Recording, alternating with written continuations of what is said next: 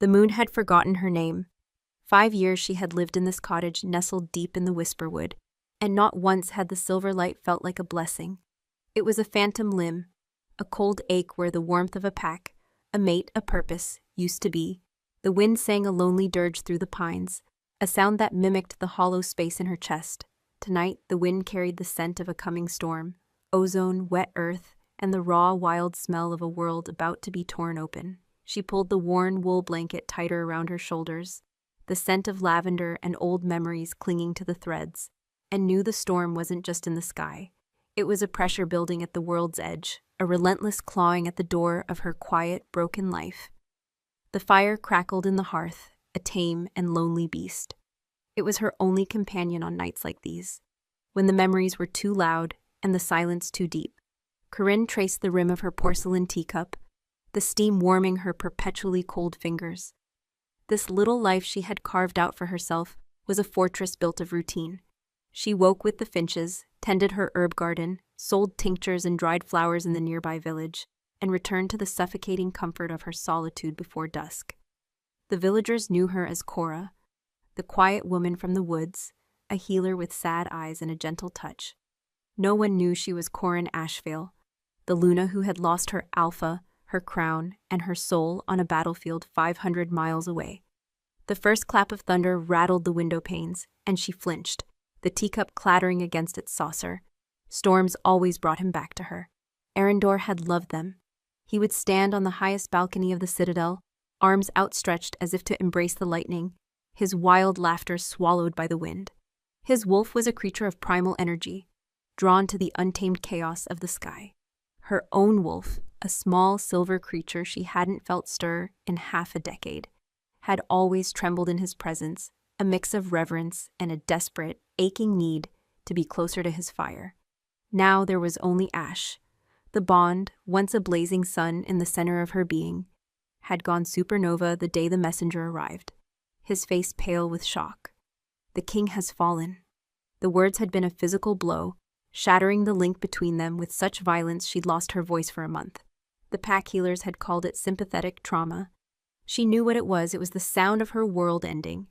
The bond hadn't just broken, it had been ripped out, leaving a ragged, bleeding wound that refused to heal. Another thunderclap, closer this time, made the floorboards vibrate. Rain began to lash against the roof, a frantic drumming that matched the sudden, panicked rhythm of her heart. She rose and moved to the window, peering out into the churning darkness.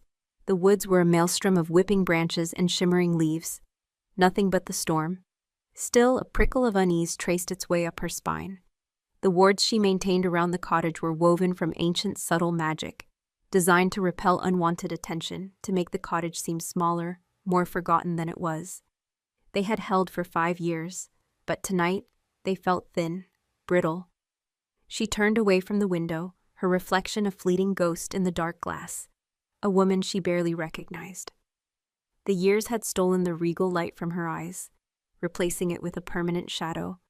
Her silver blonde hair, once worn in intricate braids adorned with moon jewels, now fell loose and simple past her shoulders. She was no longer a Luna. She was a widow, a secret. That's when she heard it. Over the roar of the wind and the deluge of rain, a sound that did not belong. A heavy, deliberate tread on the path leading to her door, not the stumbling step of a lost traveler, nor the cautious approach of a wild animal. This was the sound of purpose, of a predator. Her breath caught in her throat. Her heart hammered against her ribs, a frantic bird trapped in a cage. No one ever came this deep into the woods, especially not in a storm like this. The villagers respected her privacy, and the pack lands were leagues away. The new Alpha King, Arendor's cousin Lord Valerius, had been content to let her fade into obscurity. A wolfless, barren, broken Luna was no threat to his reign. The footsteps stopped. Silence descended, thick and heavy, broken only by the storm's fury and the frantic pounding in her ears. She stood frozen in the center of the room, her gaze locked on the heavy oak door.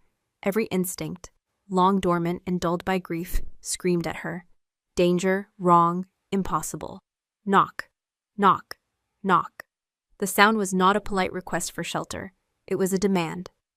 Each impact vibrated through the wood, through the floor, and into the marrow of her bones. It was the sound of fate arriving uninvited. She didn't move. Her mind raced. A bounty hunter? A rogue? Someone sent by Valerius to finally erase the last remnant of the previous reign?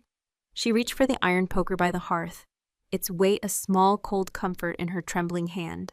She was no warrior, but she would not be taken without a fight. The ghost of the Luna inside her straightened her spine. "Who's there?" she called out, her voice rough from disuse, barely audible over the storm. There was no answer, only the howling wind and the drumming rain. Then a low voice, deep and resonant as a rumbling earthquake, cut through the noise. It was a voice that scraped against her oldest, most wounded memories. "Let me in, Corinne." The poker fell from her nerveless fingers, clattering loudly on the stone hearth. No, it couldn't be. It was a trick of the wind, a cruel phantom conjured by her lonely, grieving mind. His voice was a memory she replayed in her dreams, a ghost she spoke to in the dead of night. It wasn't real. It couldn't be. Her feet moved of their own accord, carrying her across the room as if pulled by an invisible string. Her hand trembled as she reached for the iron latch. This was madness, a foolish, desperate hope that would only lead to more pain. But she had to know. She had to see the face of this ghost. She lifted the latch, and the heavy door swung inward, ripped from her grasp by a sudden, violent gust of wind. Rain and leaves swirled into the room, extinguishing half the candles and sending papers scattering from her desk. And there, framed in the doorway, was a silhouette that defied reality. He was a mountain, a giant of a man cloaked in dark, wet leather, his shoulders broad enough to block out the storm. Lightning split the sky behind him, illuminating him for a terrifying, impossible second. He was nothing like the polished, regal king she remembered, and yet, he was everything. The raw power that radiated from him was a physical force, pressing the air from her lungs. He stepped inside, pulling the door shut behind him with a deafening thud that sealed them in together. The cottage, once her sanctuary, suddenly felt like a cage, and he was the wolf that had just been locked inside with her. As her eyes adjusted to the flickering firelight, the details came into horrifying focus. His hair, once the color of burnished gold, was darker, longer, and streaked with silver at the temples. His face, God's his face. It was a cruel map of healed-over brutality, a thick silver scar cut down through his left eyebrow and over the eye itself, the eye beneath it a milky, sightless white. Another, deeper scar carved a path from his temple down his jawline, pulling at the corner of his mouth in a permanent, grim line. This was not the face of the king who had wooed her with poetry and gentle touches. This was the face of a man who had clawed his way out of hell. But it was his scent that undid her. It hit her like a physical blow, a complex and terrifying assault on her senses. Pine, wet earth, and old leather, yes. But beneath it, the scent of him, the one she knew better than her own, was there, but it was wrong. It was darker, tainted with the metallic tang of old blood, the bitter smell of pain, and something else, something wild and feral and ancient that made the tiny, sleeping wolf inside her whimper in fear. He stood there dripping rainwater onto her wooden floor, his one good eye, a startling, familiar amber, fixed on her. It held no warmth, no recognition, only an unnerving intensity, a predator's focus. He took in the room, her small, quiet life, his gaze lingering on the worn armchair, the single teacup, the shelves of herbs. His expression was unreadable, carved from stone. Corinne found her voice, though it was a mere whisper, thin and brittle. "Who are you?" He took a step closer, and she flinched back, her hand flying to her throat, where the ghost of his mating mark sometimes burned. The movement was small, but his eye tracked it, a flicker of something dark and possessive in its depths. His voice, when he finally spoke, was the gravelly ruin of the voice from her dreams. "You know who I am." "No," she breathed, shaking her head. Denial her only shield against the sheer impossibility of him. "He's dead. Arendor is dead. I mourned him. I buried an empty casket for him." "They buried a man," the stranger growled, the sound vibrating through the floor. He took another step, closing the distance between them until she had to crane her neck to look up at him. He smelled of the storm and of secrets she couldn't begin to fathom. They did not bury their king. Her mind fractured. It was him. The impossible truth slammed into her, shattering the fragile piece she had spent 5 years building. This scarred, terrifying creature was Arendor, her mate, the man whose death had hollowed her out. He was alive. The thought brought no joy, no relief, only a cold, sweeping tide of terror and confusion.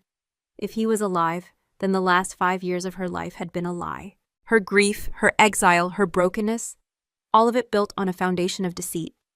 Why? The word was a choked sob. If you were alive, why did you not come back? Valerius sits on your throne. The kingdom believes you are a martyr, and her voice broke. I have been a ghost, haunting the memory of a ghost. He didn't answer her question. His gaze was too intense, searing her, stripping away the layers of Cora the healer to find Corinne the Luna, his mate. He saw the pain, the betrayal, the fragile anger in her eyes, and he did not soften. If anything, the hard line of his jaw tightened. She finally looked at him, truly looked, past the shock and the scars. She saw the stranger in her husband's eyes. The man she had loved was gone. In his place stood this grim, feral king, forged in a fire she could not imagine. The bond between them, the one she thought had been severed, wasn't dead after all. It was a mangled, twisted thing, a raw nerve that screamed with his proximity.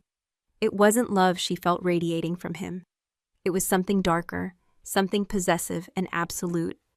You're dead, she whispered again, a desperate prayer. You have to be. He reached out, his calloused, scarred fingers brushing a stray piece of hair from her cheek.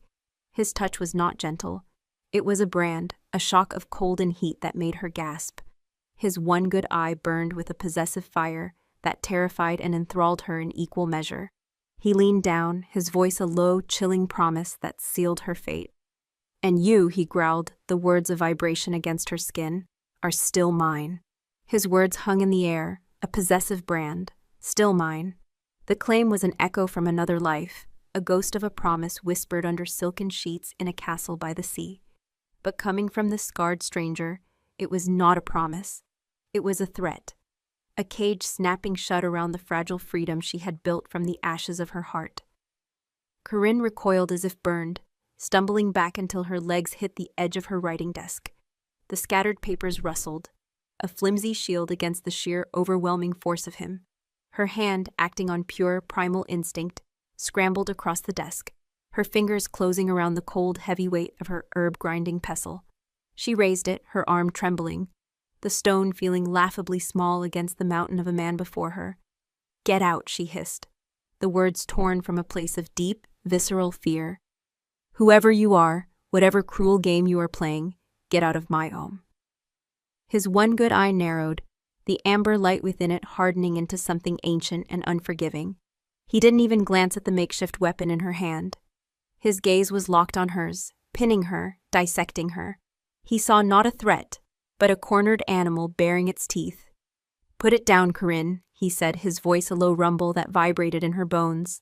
There was no plea in it, only an unshakable certainty. You will not use it. I will, she insisted, her voice shaking. I am not who you think I am. That woman, the Luna, she died 5 years ago. A cruel, humorless smile touched the scarred side of his mouth. Did she, or did she simply go to ground? Like a fox in winter. He took a slow, deliberate step forward, the floorboards groaning in protest. He was testing her, pushing against the edges of her defiance. I can still smell her on you. Underneath the lavender and the sage, she's there, my Luna, my mate. The word mate was a physical blow. It struck the raw, weeping wound of their broken bond, sending a fresh wave of agony through her. She gasped, the pestle slipping from her suddenly nerveless fingers and thudding onto the wooden floor. Her strength fled, leaving her leaning heavily against the desk for support. Why? She whispered, the fight draining out of her, replaced by a vast, aching emptiness. This was her true question, the one that had haunted her sleep for half a decade. If you lived, why would you do this to me, to the kingdom? Everyone mourned you. Your own cousin wears your crown. He finally looked away from her, his gaze sweeping the small, neat confines of her cottage. It was a space built for one, a single chair by the fire, a single cup on the table, a narrow bed in the corner, covered with a simple quilt. His expression was impossible to read, a mask of stone and scars. Valerius Hike.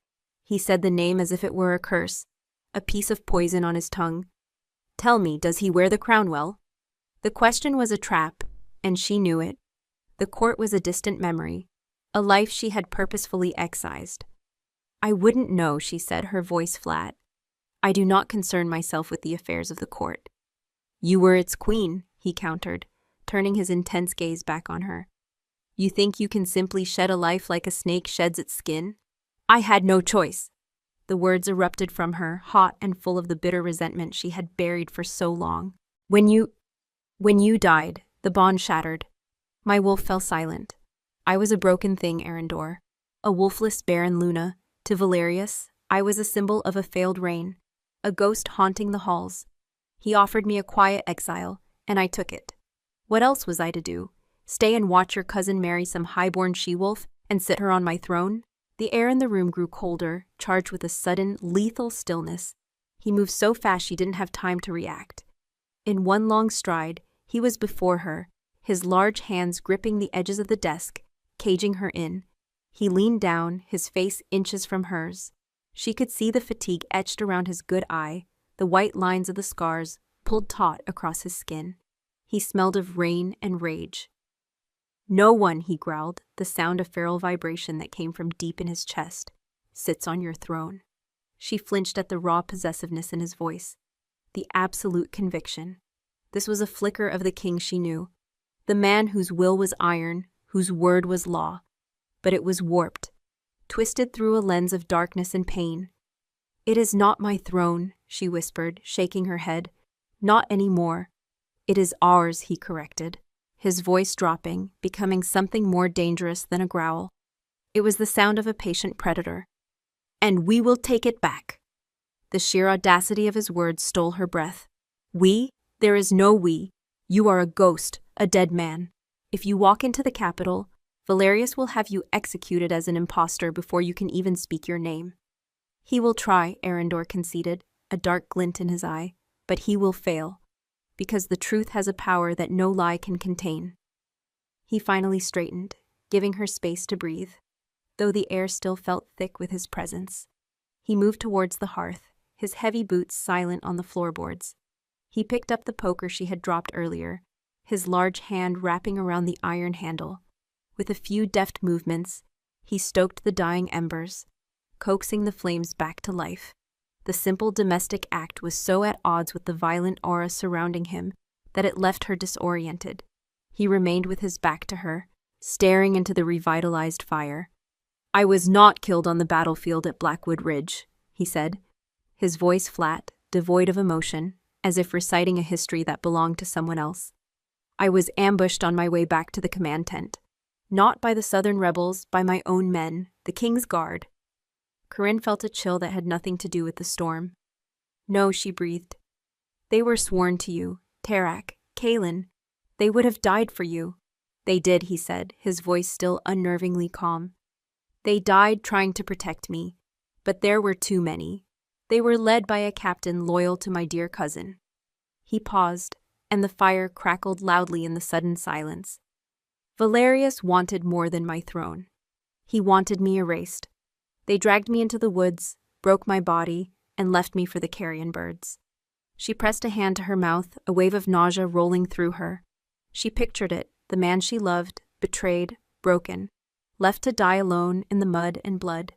The horror of it was a physical thing, a tightening in her chest that made it hard to breathe. How did you survive? He finally turned, and the firelight cast deep dancing shadows across his scarred face, making him look like some ancient vengeful god. The moon did not abandon me. The old magic remembers its own. His voice was low, laced with a strange reverence. It knit my bones and healed my flesh. But it took time, a long, dark time, and it came with a price. He looked at her then, a long, searching look. My wolf is not the same. The magic that saved me woke something else. Something older. It is a constant battle, Corinne. A war inside my own skin. That explained the change in his scent. The raw, feral edge that made her own dormant wolf tremble. He wasn't just a changed man. He was a changed creature. A curse, she whispered, the pieces clicking into place. He gave a slight grim nod. A curse, a blessing, the line is thin.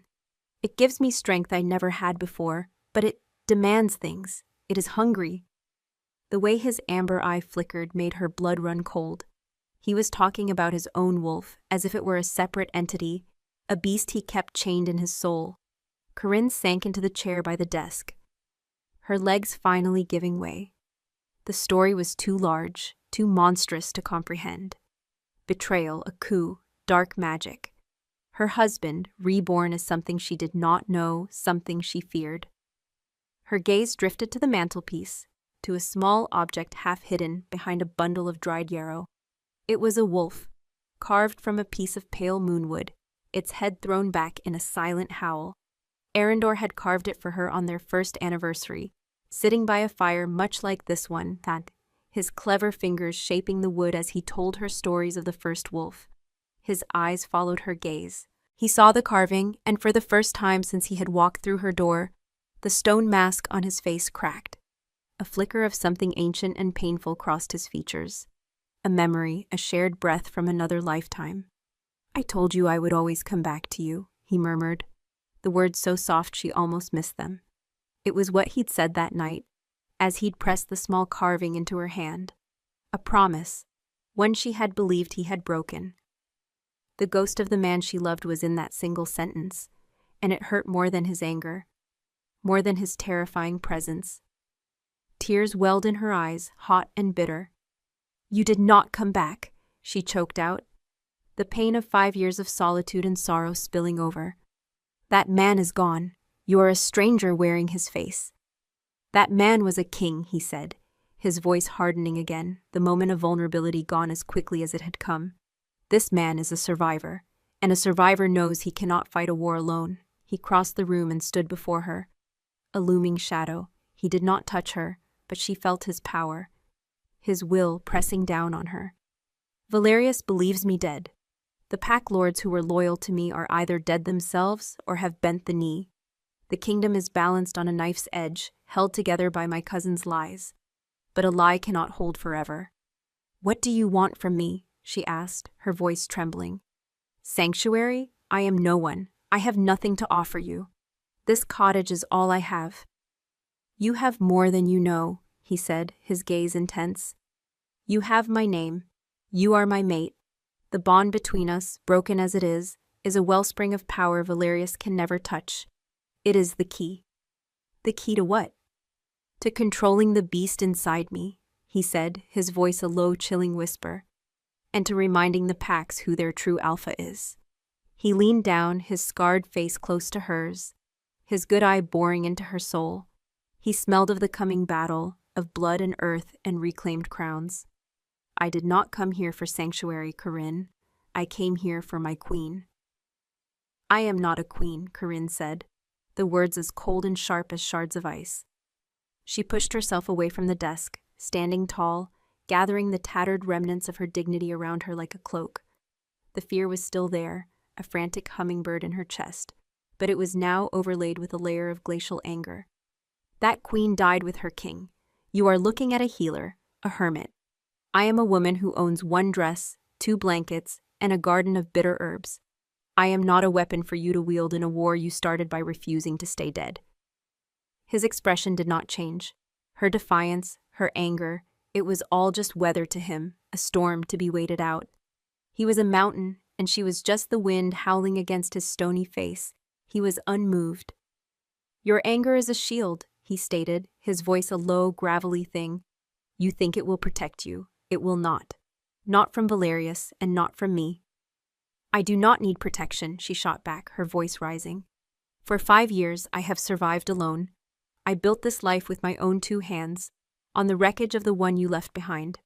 This peace, this quiet, it is all I have, and I will not let you burn it down to reclaim a crown you abandoned." He took a step toward her, and she stood her ground, though every instinct screamed at her to flee. "You call this peace?" he asked, his one good eye scanning her face, her worn woolen dress, the shadows of exhaustion beneath her eyes. "Or do you call it hiding? You tend your garden and speak to no one. You sleep alone in a cold bed. You deny the wolf within you until it has all but withered away. You have not been living, Corinne. You have been waiting, waiting for the end. His words were too close to the truth, stripping away her defenses with surgical precision. She had been waiting. She had been tending the grave of her own life, waiting for the seasons to pass until she was old and gray, and the pain was just a dull, familiar ache instead of a fresh wound. "And what are you offering?" she scoffed, a bitter laugh escaping her. "A bloody war? A traitor's death beside a man I no longer know? You are not my Arendor. My Arendor would never have hidden for 5 years while his kingdom suffered. He would never have let me believe he was dead." "Your Arendor was a boy who believed in oaths and honor," the stranger growled, the beast in him stirring just beneath the surface. "I am a man who believes only in survival, and in what is mine." He gestured around the small cottage. "This floorboard," he said, tapping a specific spot near the hearth with his boot.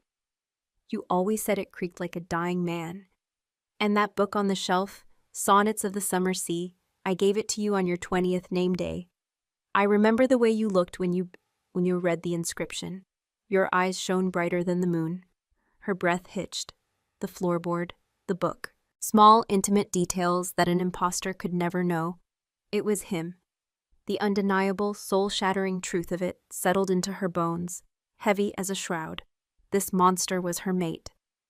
"Why?" she whispered again, the anger draining away, leaving only the vast, hollow pain. "Why leave me in that darkness?" "Because the man who woke up in that forest was not fit to be anyone's king, let alone your mate," he said, his voice raw with a pain that seemed to surprise even him. "I was half mad. The beast inside me, it had the leash. It took years to cage it again. Years of hunting in the wild, of forgetting what it was to be a man. Coming back to you then would have been a death sentence for us both. It would have gotten you killed, and it would have unleashed a monster upon the world." He looked away toward the fire, and the flames reflected in his milky, scarred eye. Sometimes the most merciful act is cruelty. A clap of thunder, louder and more violent than any before, shook the very foundations of the cottage. The windows rattled, and a gust of wind forced its way down the chimney, sending a cloud of ash and smoke billowing into the room. Corinne cried out, stumbling back, her hands flying up to cover her face. She hated storms now. They were no longer a source of shared joy, but a reminder of her profound, terrifying solitude. In an instant, he was there. He moved with the unnatural speed she'd seen before, crossing the room to stand in front of her, his massive body shielding hers from the smoke. One of his hands came up, not to touch her, but to hover in the space just beside her head. A protective gesture that was so deeply ingrained, so utterly him, that it broke through her fear. For a single suspended moment, the scent of him changed. Through the feral notes of blood and wild magic, a ghost of the past pushed through. The clean, warm scent of pine and sunlight and the man she had loved. It was an olfactory memory, a phantom limb of the soul. Her dormant wolf, the silent, grieving creature in her core, stirred for the first time in 5 years.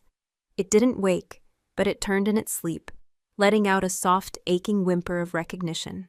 The connection between them, that severed, ragged thing, sparked. It was not a warmth. It was a jolt, a shocking, painful arc of energy that shot from him to her. Corinne gasped, her knees buckling. Arendor caught her, his hands closing around her upper arms. His touch was a brand of ice and fire through the thin wool of her dress. He grunted, a low sound of pain, and his grip tightened for a second before he released her as if she were burning him. He staggered back a step, his own body rigid. His good eye was wide, the pupil blown, the amber iris glowing with a faint inner light. The beast was close, too close. He was looking at his own hands as if they had betrayed him, his chest heaving. "The bond," he rasped, his voice strained. "It's still there, frayed, but alive." Corinne stared at him, her heart hammering. She had felt it too. It was like finding a part of her own soul living in another's body, a body that was now dangerous, unpredictable. He was right, it wasn't dead. And that was the most terrifying thing of all. "It's an echo," she said, trying to convince herself as much as him. "A memory, nothing more." "No," he said, regaining his composure, the iron mask sliding back into place. "It's a chain. It connects us, and it is how we will win." He took a deep, steadying breath, the faint glow in his eye receding. Valerius rules by fear. He holds the packs in line because they believe he is the strongest. The Alpha King's power has always been tied to the strength of his bond with his Luna. When ours broke, it weakened the spiritual heart of the kingdom. It's why there has been drought in the south and blight in the east. The land is sick because its covenant is broken. He started to pace, his heavy footsteps a restless, caged rhythm in the small space. "When I return, with you by my side, with the bond between us reforged, the Pax will see. The land will know. It will be a sign that Valerius is a usurper, a false king sitting on a hollow throne. The old magic will answer to its true master." "Reforged?" She whispered the word, horrified. The thought of reopening that channel, of letting this changed feral version of him back into the deepest parts of her soul, was a violation she could not bear. "I won't, I can't." He stopped pacing and turned to face her. His expression was grim, resolute. "You think you have a choice?" The question was soft, but it held the weight of an executioner's axe. "He left you to rot, Corinne, to fade into nothing. He took your home, your title, your future. He built his reign on your grief. Do you truly feel no anger, no desire for justice?" He was twisting the knife, using her own pain against her. And damn him, it was working. A spark of the old Luna, the proud she-wolf who had stood beside a king, flared to life within her. The humiliation she had suffered, the pitying looks, the quiet dismissal by the new court. She had buried it all under a mountain of sorrow, but it was still there. "This is not about justice," she said, her voice shaking with the effort of holding herself together. "This is about your pride, your revenge." "It is about our kingdom," he corrected her, his voice ringing with the authority she remembered so well. "And it is about our bond. You feel it pulling at you, don't you? Even now. A cold spot in your soul that only I can warm." He was right. Since he'd arrived, the dull ache of the broken bond had become a sharp, insistent pull, a constant awareness of the empty space inside her. Her body remembered him even when her mind wanted to reject him. Her very soul was betraying her. He held out his hand, not to her, but palm up, into the empty space between them. "Reach for it, Corinne," he commanded, his voice dropping to a hypnotic murmur. "Don't be afraid, just feel. Feel the echo of what we were." She didn't move. She couldn't. "Do it," he growled, a flicker of impatience in his eyes. "I need to show you." Hesitantly, shakily, she closed her eyes. She shut out the sight of the scarred face, the towering presence, and focused inward. She reached for that cold, hollow place where her mate used to live. For 5 years, it had been a void. It was a humming, vibrating emptiness. She pushed her consciousness towards it, and as she did, she felt a pull in return. A desperate, hungry, clawing sensation. It was his energy, his will, reaching across the chasm of their broken bond. It was cold, so cold. It felt like a phantom hand wrapping around her heart, squeezing. There was no love in it, no warmth, only a raw primal need, an ownership, a claim. Her eyes snapped open, a gasp tearing from her throat. She stumbled back, away from him, away from that terrifying, invasive feeling. "What was that?" "That," he said, lowering his hand, a grim satisfaction on his face, "is power, raw and untamed. Alone, it is a curse that threatens to consume me. But with you to anchor it, to shape it, it will be the force that reseats a king on his throne." The finality in his tone left no room for argument. Her quiet life was over. The ghost at her door had not come for a visit. He had come to claim the last piece of himself he'd left behind. He had come to claim her. "I am leaving at dawn," he said, turning from her and walking to the single armchair by the fire. He sank into it, the worn furniture groaning under his weight. He looked utterly out of place, a warlord sitting on a farmer's stool. "We ride for the Black Fang Pass. What remains of my loyalists are gathering there. You will be with me." It was not a question. It was not a request. It was the proclamation of a king. Corinne stood frozen, her world tilted on its axis. He had taken her home, her past, and now her future. As she stared at his silhouette against the dancing flames, a sharp, searing pain lanced through the side of her neck. She cried out, her hand flying to the spot. It felt like a hot needle piercing her skin. Beneath her trembling fingers, the flesh was burning. She stumbled towards the small, silvered mirror she kept by the door, her reflection a pale, terrified ghost in the dim light. There, on the smooth column of her throat, where his mating mark had once been a proud, silver swirl, a new light was bleeding into existence. Faint, ethereal lines of silver were tracing the ghost of the old bite, knitting themselves together under her skin. The bond was not just awake. It was trying to heal itself, to reforge the chain he spoke of. And the process was agony. Her sharp gasp made him turn his head. His one good eye widened, fixed on the shimmering light at her throat. A dark, possessive hunger bloomed in his gaze, the look of a wolf who has just scented the blood of his long-lost mate. The shimmering light on her throat was a brand, a beacon in the dim cottage. It pulsed with a faint silver luminescence, each pulse a fresh wave of searing pain. It wasn't the warm, proprietary thrum of the original mating mark. This was a chaotic, desperate energy, like a frayed wire arcing electricity. The skin felt hot to the touch, the ghost of his teeth etching themselves back into her flesh against her will. This wasn't a reunion. It was an invasion. Arendor rose slowly from the chair, his movements deliberate, his entire being focused on the nascent mark. The air grew thick, heavy with a primal energy that made the hairs on her arms stand on end. The beast inside him was no longer chained. It was at the bars of its cage, amber eyes fixed on what it considered its own. He crossed the room, his shadow swallowing her whole. "It is answering," he breathed, his voice a low, reverent rumble. He reached for her, his hand hesitating for a moment before his fingers, rough and calloused, brushed against her jaw, tilting her head to the side to give him a better view. His touch was electric, sending a jarring shock through her that made her gasp. The mark on her throat flared brighter, the pain intensifying into a sharp, piercing agony. "Don't," she choked out, trying to pull away. But his grip was like iron. He wasn't hurting her, not intentionally, but the sheer force of his will, of his presence, was overwhelming. "Do not fight it," he commanded, his voice hypnotic, his thumb stroking the sensitive skin just below her ear. "This is the proof, Corinne, the undeniable truth of us. No pack lord, no high priestess, not even Valerius himself can deny a mark reforged by the old magic. It is a sign from the Moon Mother herself." His words were meant to be reassuring, but they filled her with a cold, creeping dread. He saw this as a divine right, a tool for his reclamation. He didn't see her pain, her violation. He only saw the key to his kingdom. He was using their bond, their shared soul, as a weapon. The anger returned, sharp and clear, cutting through the pain and confusion. She slapped his hand away with a strength she didn't know she possessed. The sound of her palm connecting with his skin was shockingly loud in the tense silence. He didn't flinch. He simply dropped his hand and looked at her, his amber eye unreadable. He had expected her resistance. He had planned for it. "Your fire has not been extinguished," he observed, a flicker of something that might have been admiration in his gaze. "Good, you will need it." "I will not be your puppet," she spat, backing away until she felt the cold wood of the door at her back.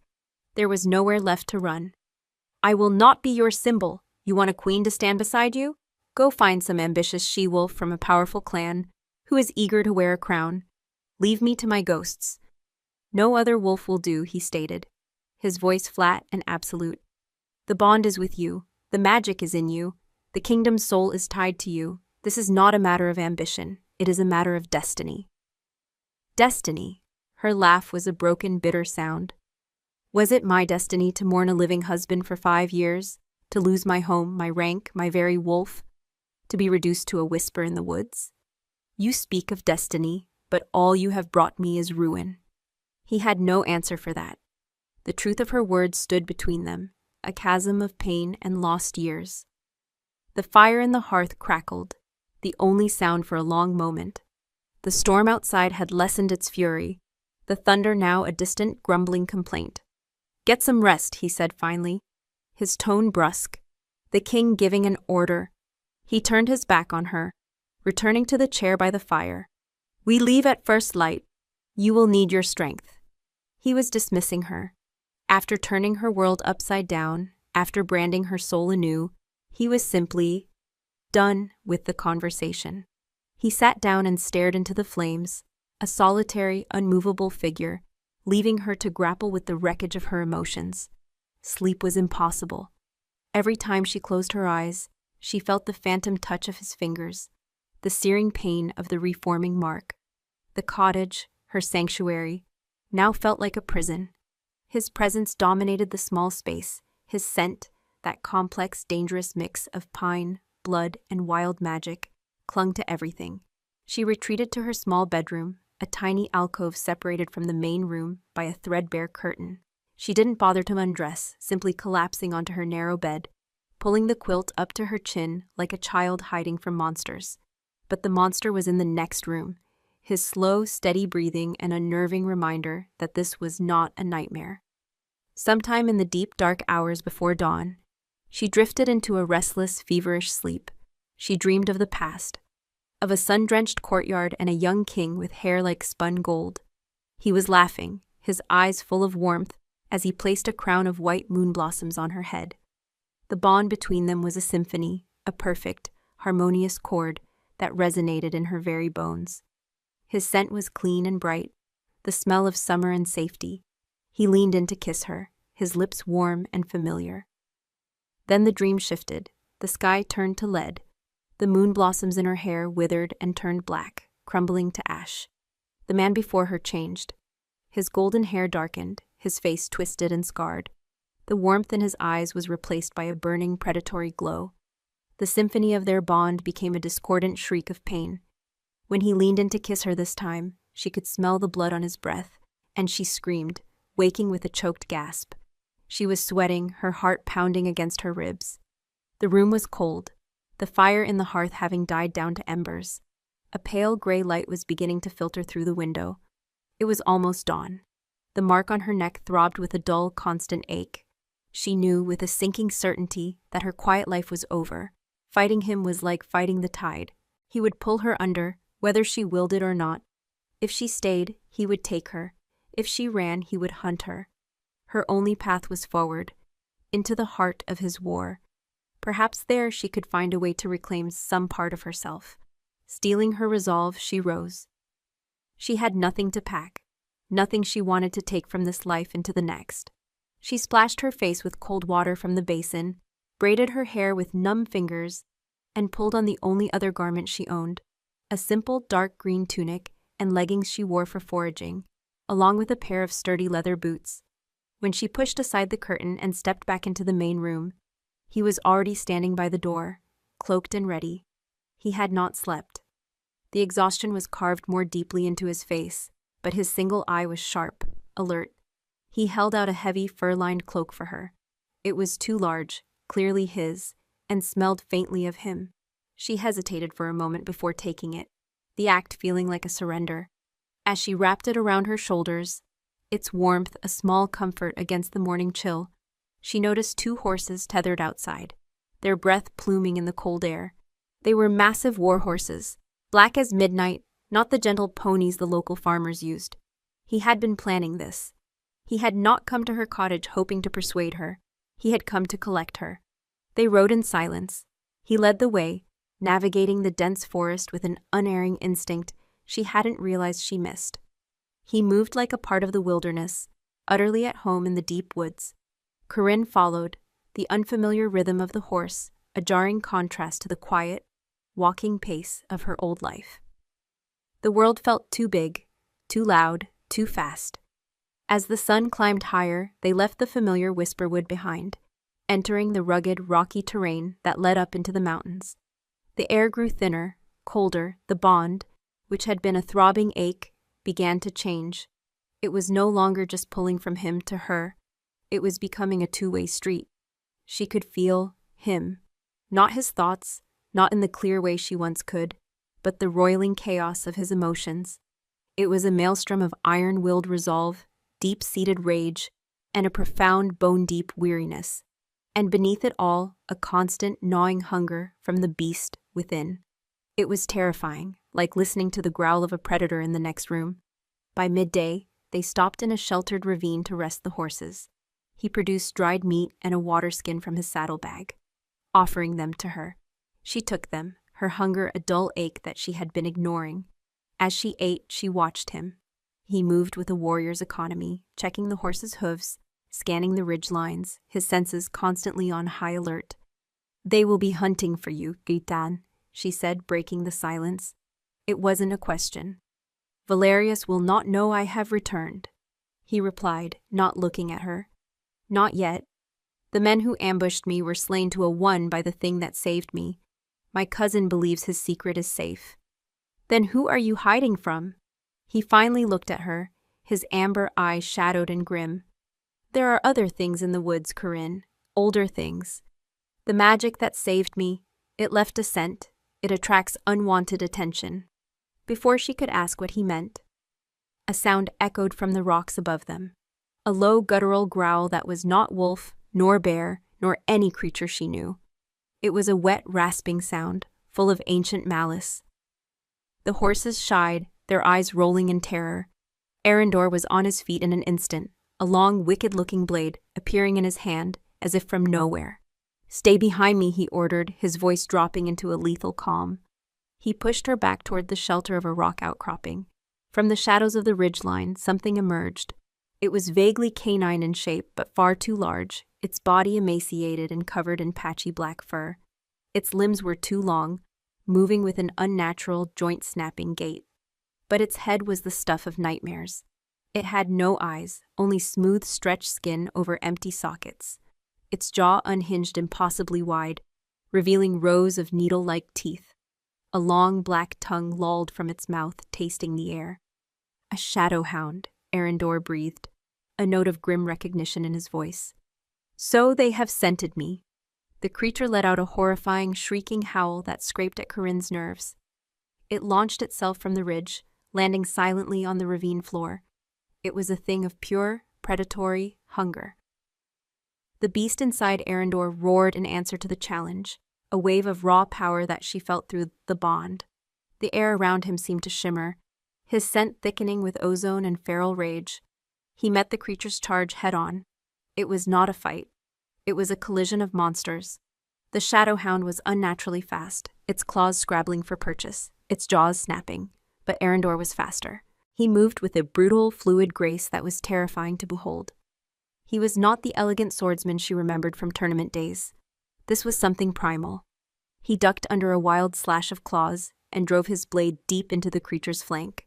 The hound shrieked, a sound of pure agony, and whipped around, its gaping maw snapping at his throat.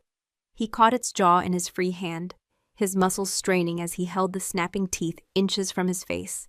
For a moment, they were locked in a stalemate, two alpha predators fighting for dominance. The growl that ripped from Arendor's chest was barely human.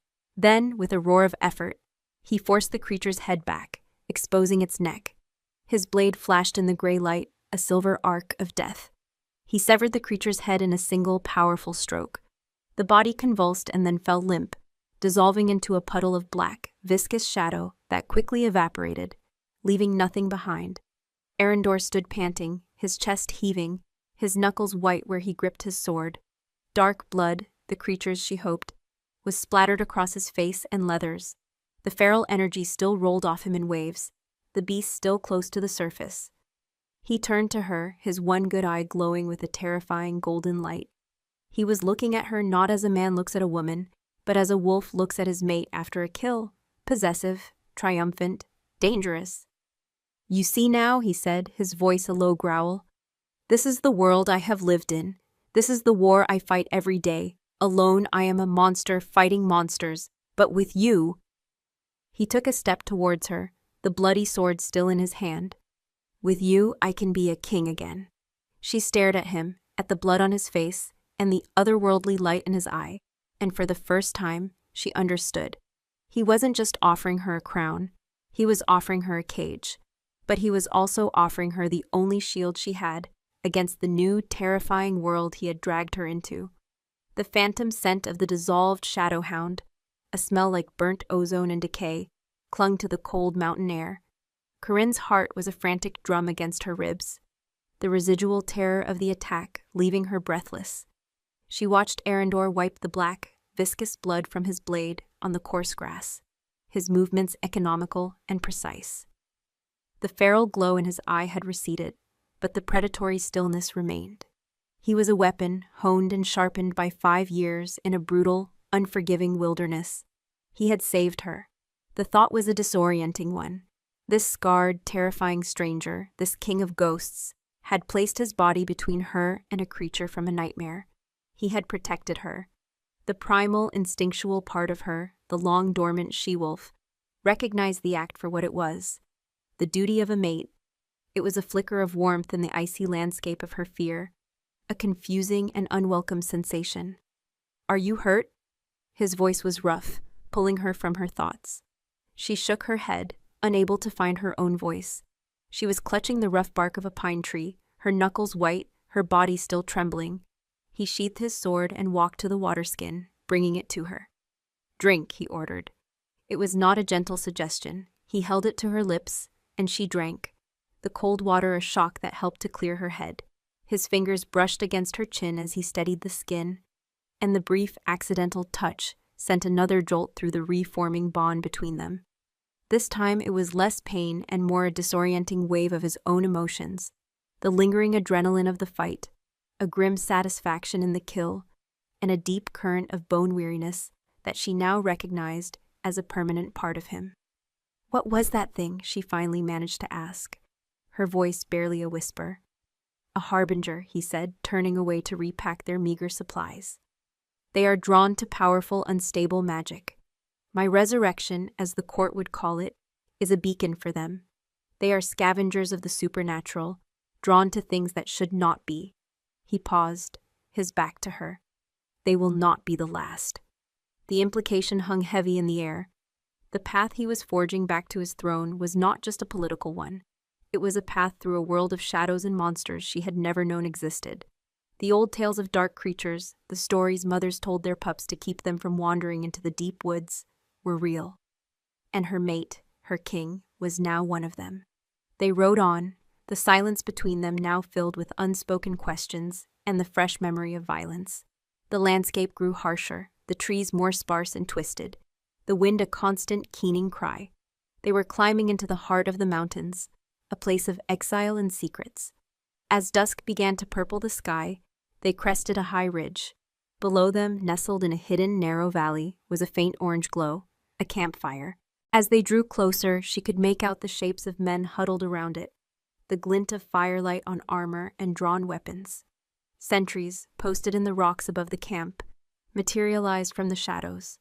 They did not challenge them with words, but with a low, rumbling growl that was unmistakably wolf. Arendor raised a hand, and one of the figures detached himself from the rocks and slid down the scree slope to meet them. He was a huge man, older, with a braided gray beard and a face like a weathered slab of granite. An intricate tattoo of a snarling wolf's head covered one side of his face. He stopped a few feet from Arendor's horse, his eyes narrowed with suspicion, his hand resting on the hilt of a massive axe strapped to his back. "State your purpose," the man growled, his voice like rocks grinding together. "This is the domain of the Blackfang pack. Strangers are not welcome." Arendor dismounted in one fluid motion. He stood to his full, intimidating height, pulling back the hood of his cloak. The firelight from the camp below cast flickering, dancing shadows across his scarred face, making him look even more formidable. The sentry's eyes widened. He took an involuntary step back, his hand flying from his axe to a small carved moon totem that hung around his neck. "By the spirits," he breathed, his gruff demeanor dissolving into pure, unadulterated shock. "It cannot be." "It is, Torvin," Arendor said, his voice calm and full of an authority that demanded obedience. "I have returned." The man, Torvin, stared for a moment longer before his face crumpled with a raw, powerful emotion.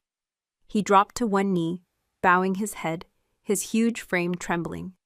"My king," he rasped, his voice thick with unshed tears. We were told you had fallen. We have kept the faith. We have waited for a sign." "The sign is here," Arendor said, placing a hand on the old warrior's shoulder. "Rise, my friend. The time for waiting is over.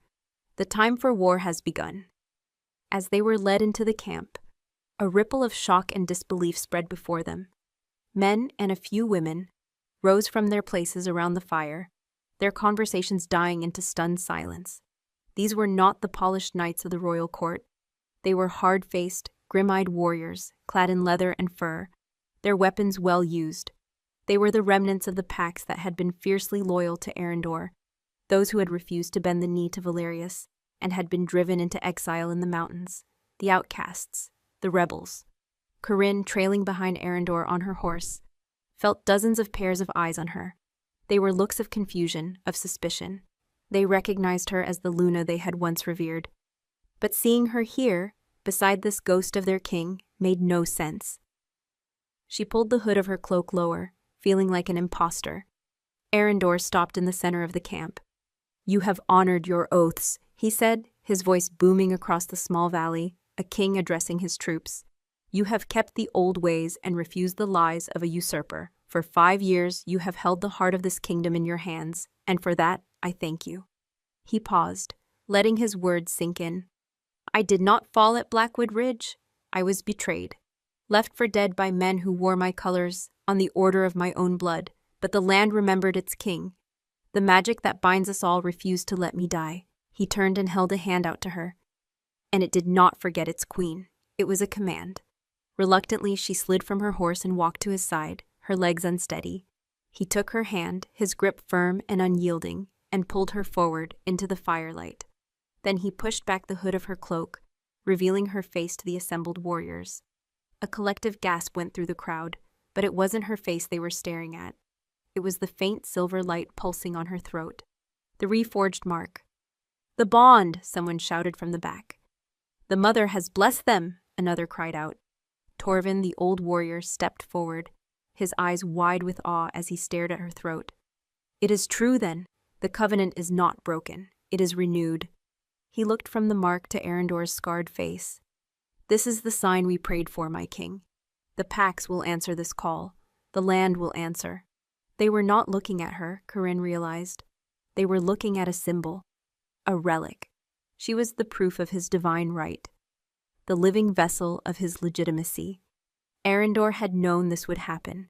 He had orchestrated this moment with the skill of a master manipulator. He had used the most sacred, intimate connection between a mated pair as a piece of political theater. A cold, hard knot of anger formed in her stomach. She felt her spine stiffen. She was more than this. She was more than a glowing mark on her neck. Arendor began to speak again, his voice ringing with power, telling them of his plans, of marching on the capital, of rallying the other loyalist packs. But Corinne wasn't listening. She was feeling the bond, that unwilling conduit to his soul, and through it, she felt not the triumphant zeal of a king rallying his army, but a cold, calculated resolve.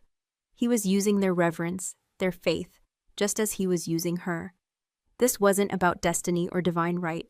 This was about vengeance, a cold, patient 5-year-old rage that he had nurtured in the darkness. Later, they were given a tent, a larger one set apart from the others. It was sparse, with only a pile of furs for a bed and a small, smoldering brazier for warmth. The moment the flap closed, sealing them in together, the facade of unity shattered. "That was quite the performance," she said, her voice dripping with an icy sarcasm she hadn't felt in years. She turned on him, her eyes flashing.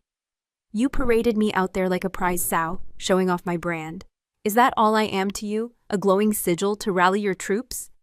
He had the grace to look momentarily taken aback by the ferocity of her attack. "It was necessary," he said, his voice tight. "They needed to believe. They needed to see that this is not just one man's quest for revenge, but a righteous cause blessed by the ancient powers." "Necessary?" she echoed, incredulous. "You took the most sacred part of our union, a thing you let me believe was destroyed, and you turned it into a political banner. You did not ask me. You did not warn me. You simply used me." "I am using everything at my disposal," he roared, his control finally snapping. The beast surged, his amber eye flaring, the tent suddenly feeling dangerously small. "I am using my pain, my rage, this curse that lives inside my skin, and yes, I am using our bond. I will use anything and everything to take back what Valerius stole from us, from you." "He stole nothing from me that you had not already thrown away," she shouted back, refusing to be intimidated. You speak of what is ours, but you have made every decision in this alone. You chose to stay away, you chose to let me grieve. You chose to return, you chose to declare this war. At what point, Arendor? Was I anything more than a possession to be reclaimed along with your castle and your crown? He stared at her, his chest heaving, the muscles in his jaw working. The raw truth of her accusation hung between them, undeniable. For the first time since he had appeared at her door, he looked uncertain.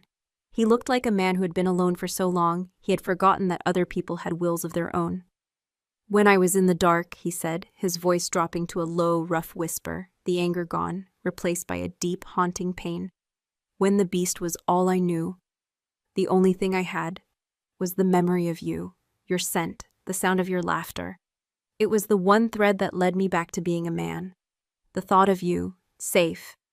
That was what kept me from letting the monster win. He took a hesitant step toward her, his scarred face a mask of anguish. Maybe I have forgotten how to be a king. Maybe I have forgotten how to be a man. But I never, for one moment, his voice broke on the last word, forgot how to be yours. His confession was a crack in his armor, a glimpse of the man she had loved, buried deep beneath the monster. It disarmed her completely. The anger drained out of her, leaving a profound, aching sorrow in its place. He was as broken as she was, just in a different way. She had been hollowed out by grief. He had been twisted by pain and rage. They were two halves of a shattered whole, and she didn't know if they could ever be put back together again. He stopped just before her, close enough that she could feel the heat radiating from his body. He didn't touch her.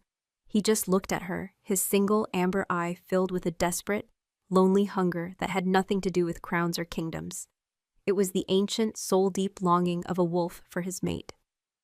Without thinking, she raised a hand, her fingers trembling, and gently touched the thick silver scar that cut through his eyebrow. He flinched at her touch, a sharp intake of breath, but he did not pull away. The skin was rough, healed over a deep wound. She traced the path of it down his temple, her touch a question, an offering of something she couldn't name. His eye closed, and a shudder went through his massive frame.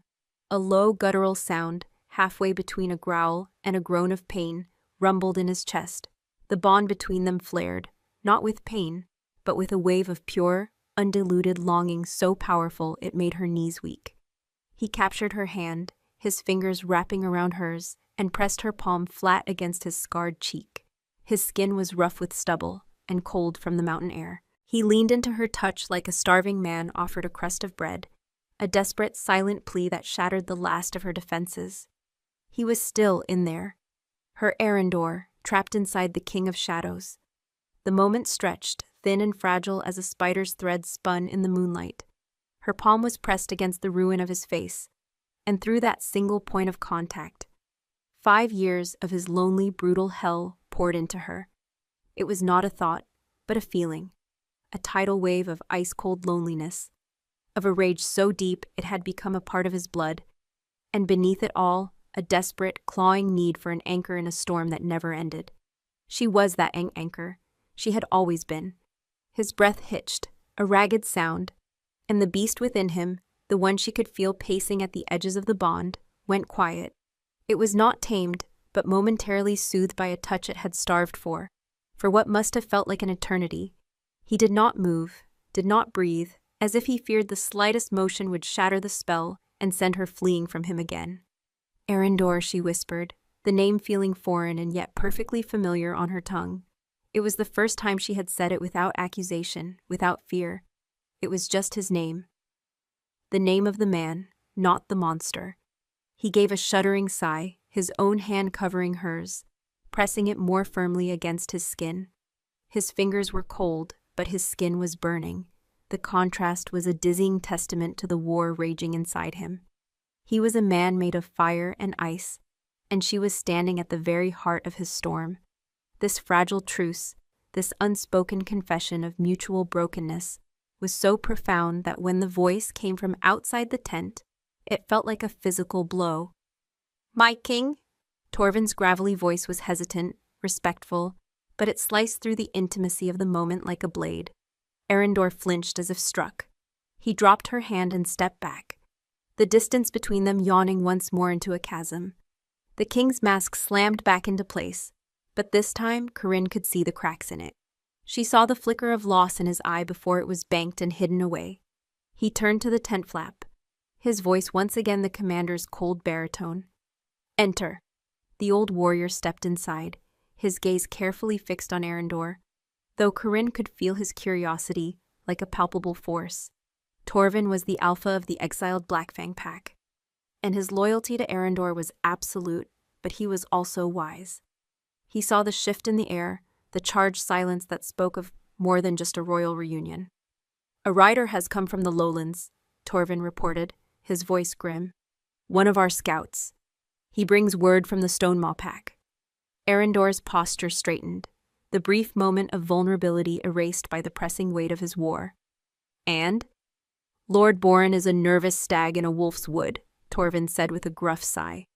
"He remembers his oath to you, but his lands border Valerius's personal domain. His fear of the usurper is great.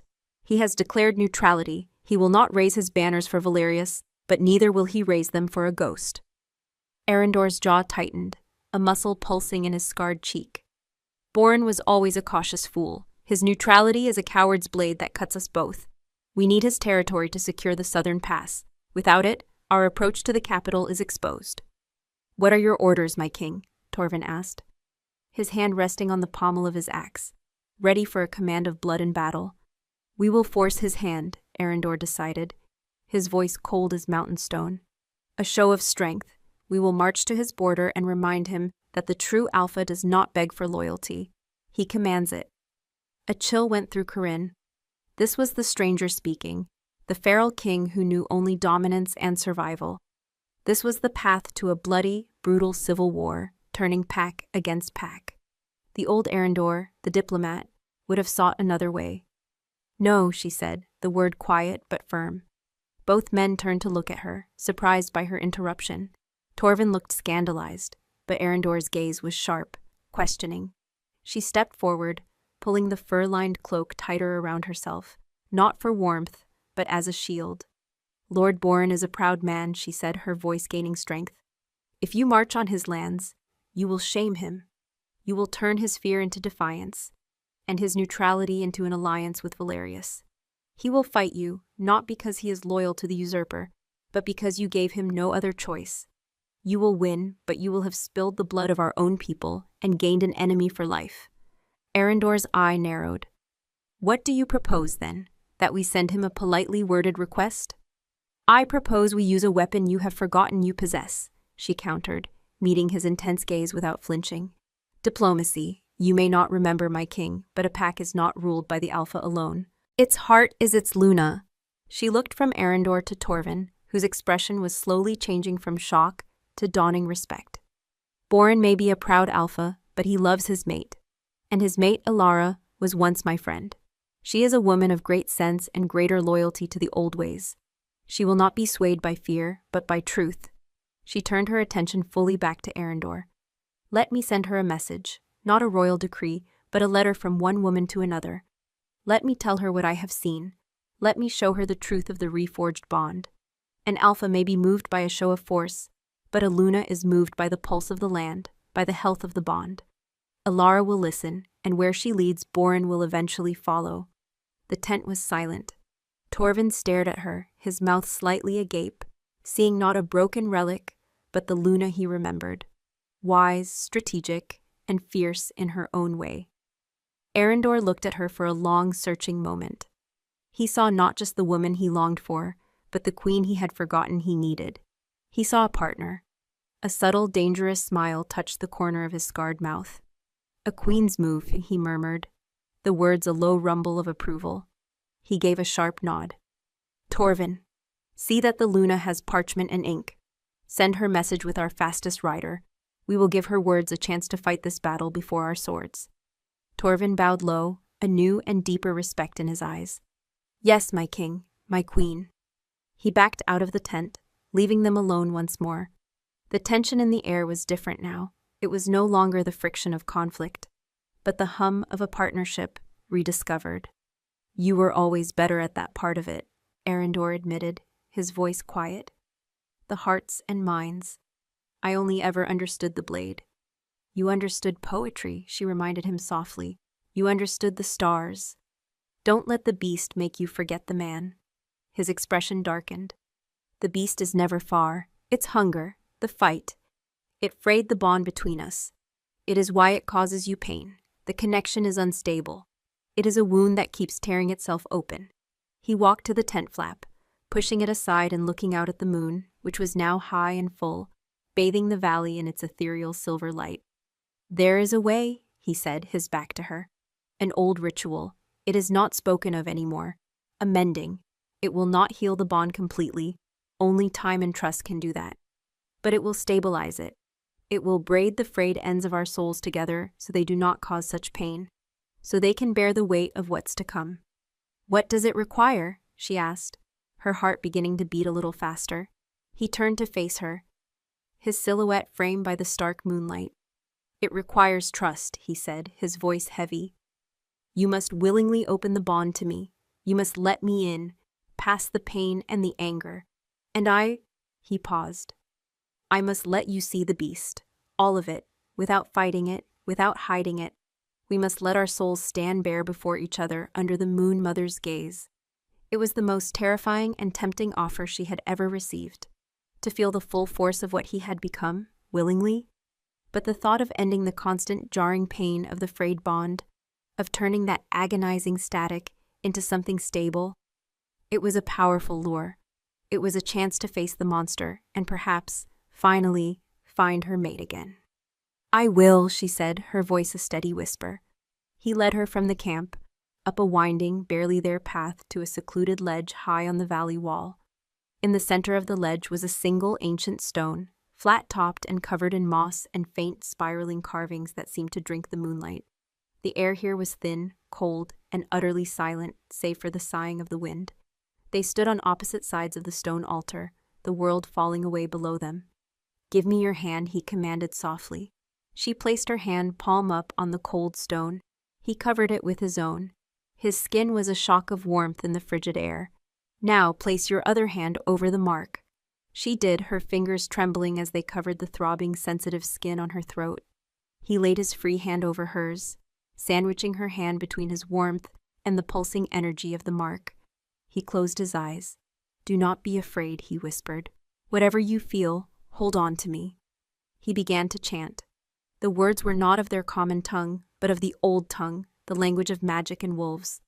The words were ancient, resonant, full of the power of granite and glaciers, of moonlight and blood. As he spoke, a warmth spread from his hands, seeping into her skin, flowing up her arm and into the mark on her neck. The throbbing pain began to subside, replaced by a deep, powerful hum. The silver light on her neck ceased its frantic flickering and began to glow with a steady, serene luminescence, the light so bright it shone through his fingers. He opened his eye, and it was no longer just amber. It was molten gold, the beast looking out, not with hunger, but with a raw, profound recognition. He opened the bond. He did not ask. He simply lowered the final wall, and she felt the full, unfiltered force of his soul. She saw flashes of it all, the agony of betrayal, the blinding pain of his wounds, the long, terrifying years of madness, where man and monster bled together, the unceasing fight for control, and through it all, like a single distant star in an endless night, her memory, the bond settled. The constant, painful static was replaced by a deep, resonant hum, the feeling of a fractured bone finally being set. She could feel the beast in him, but it was no longer a chaotic rage. It was a coiled strength, a protective, possessive presence that was terrifying and, to her shock, deeply reassuring. He was her monster. He was her shield. The ritual ended. The light on her throat softened to a gentle, steady gleam. The hum in her soul quieted to a peaceful thrum. He released her hands, his breathing heavy. They stood in the moonlight, the newly forged stability of their bond, a tangible presence between them, a bridge across the abyss of their lost years. Corinne, he began, his voice rough with emotion, a new softness in his gaze that she hadn't seen since before the war. But the word was cut short by a sudden, violent jolt deep within her. It was not from the bond. It was from a place that had been silent for 5 years, a place of instinct and moonlight and blood. A surge of wild, forgotten energy ripped through her, hot and powerful. The scent of pine in the air exploded into 1,000 individual needles. The sound of his heartbeat became a deafening drum in her own ears. The moonlight on her skin felt like a physical caress. Her dormant wolf, silent for half a decade, was not just stirring. The mended bond, the raw power flowing from him, had shocked it back to life. It was awake, and it was screaming. A sharp, cracking sound echoed in the silence of the mountain, the sound of her own bones. A scream tore from her throat as an agony she had not felt since her first transformation ripped through her. She collapsed to her knees, her body convulsing, the wild, uncontrollable magic of the shift claiming her. Arendor! It was a cry of shock, of pain, and a desperate, instinctual plea for her mate as the change, violent and unwelcome, took her under. 1 year later, the moon was no longer a stranger. It was a confidant. Its silver light a familiar balm on Corinne's skin. She stood on the highest balcony of the citadel, the same one where Arendor had once laughed at storms and felt not a phantom ache, but a profound and steady peace. The night air was cool and crisp, carrying the scent of pine from the royal woods and the distant sweet smell of night-blooming moon blossoms from the gardens she had replanted herself. Below, the capital city slept under a blanket of tranquility, its lights like fallen stars. A kingdom at peace, a kingdom mending. The mark on her throat was a smooth, intricate swirl of silver, a part of her now, as natural as the beat of her own heart. It no longer burned with pain or pulsed with chaotic energy.